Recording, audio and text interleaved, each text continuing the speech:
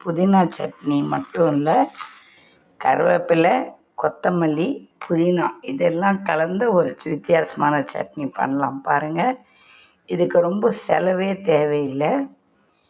இதுக்கு வெறும் இந்த மூணு மூணு கீரை, அதாவது 3 இலைகள் புதினா, கொத்தமல்லி, கருவேப்பிலை, இது 3 இருந்தாவே கொஞ்சம் கொஞ்சமாக இருந்தாவே அது நிறச்சா நிறைய வந்துடும். இதுக்கு கூட கொஞ்சம் உளுத்தம் பருப்பு எப்பவும் வைக்கிறது தான். ஆனால் நான் 2 காஞ்ச மிளகா, ஒரு காஞ்ச மிளகா, 2 பச்சை மிளகாவும் கூட சேர்த்து வைப்பேன்.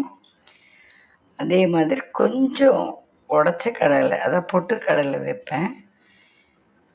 கொஞ்சம் காரத்துக்கு இஞ்சி வைப்பாங்க. நான் இஞ்சி வைக்காமல், அது இஞ்சி இந்த வெயில் நாளுக்கு சூடாகிடும், அதனால் 2 மிளகு வச்சுருக்கேன். மிளகு காரம்தான், ஆனால் சூட்டை தணிக்கும். கொஞ்சமாக உப்பு, அதுக்கேற்ற மாதிரி தேங்காய் இல்லாமல் வெறும் வெங்காயம், அந்த வெங்காயம் மட்டும் வச்சுருக்கேன். அதில் எண்ணெய் ஊற்றிருக்கேன். எண்ணெய் காஞ்சிருச்சு. இப்போ கொஞ்சமாக உளுத்தம் பருப்பு போட்டு வதக்கிறேன் எண்ணெயில். 2 நிமிஷம் ஆன உடனே பச்சை மிளகா 2, காஞ்ச மிளகா நினச்சி வச்சுருக்கேன். அப்போ தான் காரம் கமுறுகள் வராது. எவ்வளோ நினச்சி போட்டாலும் காஞ்ச மிளகாய்க்கு நம்மளுக்கு கருக்கவே கருக்காது. பருப்பு நான் வெங்காயம் சேர்த்துக்கிறேன். கொஞ்சம் பேர் தனித்தனியாக வதக்கிப்பாங்க, அது அவங்கவுங்க விருப்பம். நான் கொஞ்சம் பக்குவம் தெரிஞ்சதால் நான் அதை பண்ணிக்கிறேன். வெங்காயம் அதை போட்டு வதக்கிறேன். சொல்லி அதையும் போட்டு இப்போ வதக்கிறேன்.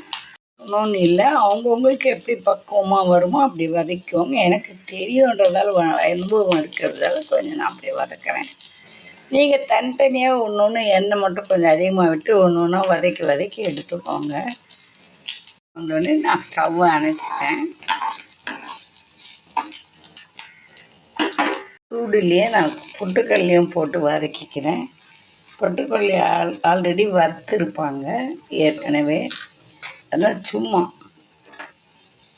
2 வாட்டினா போதுன்றதுக்காக நான் அதை வதக்கிக்கிறேன்.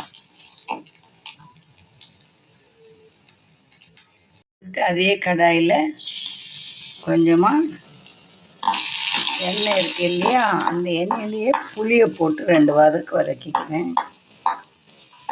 புளி அதில் போட்டிருந்தா, முதல்ல போட்டிருந்தா கருத்து இருக்கும், அதனால தான் புளியை லைட்டாக தனியாக வச்சு பண்ணுறேன்.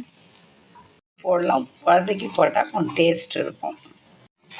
கீரை இந்த 3 புதினா, கருவேப்பிலை, கொத்தமல்லி 3ஐயும் ஒன்றா போட்டு, இதெல்லாம் ரொம்ப வதக்கக்கூடாது. இது கொஞ்சம் பச்சை நிறத்தோடு இருந்தாலும் அது 3 சத்து நமக்கு கிடைக்கும்.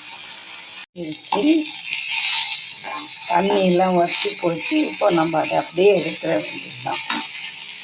எல்லாமே இப்போ கொஞ்சம் ஆறட்டும்னு விட்டுருக்கேன். ஆறின பிறகு அரைச்சிட்டு உங்களுக்கு காட்டுறேன். ஊற்றிருக்கேன் நல்லெண்ணெய், 2 கடுகு, 2 உளுத்தம்பருப்பு, அவ்வளோதாங்க தாளிப்புக்கு. அழகான சுவையான புதினா, கொத்தமல்லி, கருவேப்பிலை துவையல் ரெடி. வாங்க, உங்கள் வீட்லேயும் இப்படி ட்ரை பண்ணி ஒரு தடவை சாப்பிட்டு பாருங்கள். எப்படி இருக்குன்னு கமெண்டில் சொல்லுங்கள். வாங்க உறவுகளே, சாப்பிட்டு பார்த்துட்டு நல்ல பதில் சொல்லுங்கள். தொடர்ந்து சப்போர்ட் பண்ணுங்கள். Thank you so much.